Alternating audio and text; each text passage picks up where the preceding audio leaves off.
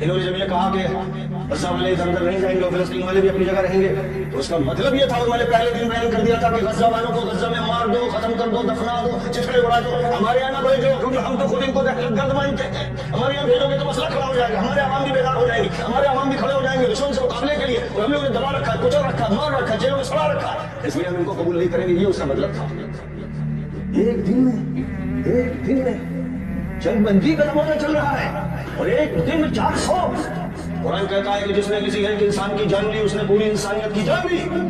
اور جس نے کسی ایک انسان کی جان بچائی پوری انسانیت کی جان بچائی۔ یہ قرآن کہتا ہے، لیکن یہ حکومتیں، عرب حکومتیں قرآن کو نہیں مانتی ہیں، یہ قرآن کو نہیں مانتی ہیں، یہ اپنے لوگوں کا قتل عام دیکھتی ہیں، اس تماشے میں لگی رہتی ہیں، اور ان کو یہی انتظار ہے کہ غزہ کا خاتمہ غزہ کے اندر کر دیا جائے، اور مغربی پٹی کا خاتمہ بھی وہی کر دیا جائے، اور پورا فلسطین اسرائیل کا ہو، اور شہر القدس یروشلم ہو، اور دجال ظاہر ہو، اور مسجد اقصی شہید کی جائے، اور اس کا محل وہاں تعمیر کیا جائے، اور اس کے بعد پھر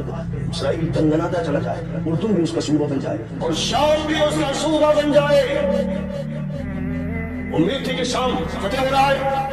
نئی حکومت، جس نے ایک حکومت کا، ایک مجرم و ملحد حکومت کا خاتمہ کیا، لیکن یہ امریکہ اور اسرائیل کے تعاون سے کیا۔ اس سے کہتا ہوں، اس کے ذمہ دار احمد الشرع سے کہتا ہوں کہ تیری لڑائی آپس میں شیعہ سنی تو ہے، لیکن اسرائیل کے خلاف تیری لڑائی نہیں۔ یاد رکھے، امت تجھے تسلیم نہیں کرے گی اگر تو اسرائیل کے خلاف قدم نہیں اٹھائے گا۔ غزہ والے چلائے جا رہے ہیں، بھونے جا رہے ہیں، ان پر بمباری ہو رہی ہے۔ 2011 سے انقلاب تو نے برپا کیا، اور تم جیسے لوگوں نے برپا کیا، یہ انقلاب اسرائیل کے خلاف کیوں نہیں برپا کیا؟ یاد رکھو کہ اسرائیل کے خلاف جو بھی نہیں اٹھے گا اس کو اپنی امت میں منافق سمجھو، مجرم سمجھو، خبیث سمجھو۔ اصل لڑائی ان سے ہے جن کو قرآن نے بندروں سوروں کی اولاد کہا، جن کو مغضوب علیہم سورہ فاتحہ میں کہا کہ ملعون ہے، ان پر خدا کا غضب ہے، ان سے دوستی کو جرم قرار دیا قرآن نے کیا۔ جو ان سے نہیں لڑتا